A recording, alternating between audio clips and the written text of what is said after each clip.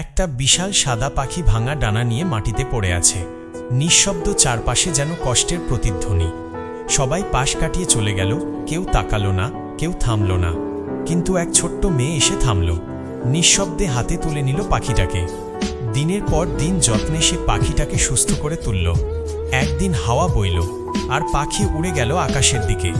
মেয়েটা মুচকি হেসে বলল, ভালোবাসা মানে মুক্তি দেওয়া, বাঁধা নয়।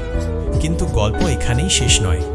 উড়ে যাওয়ার সময় পাখিটা কেঁদে বলল, যে মেয়েটা আমাকে বাঁচালো তার জন্য কেউ লাইক দিল না, কেউ সাবস্ক্রাইবও করল না।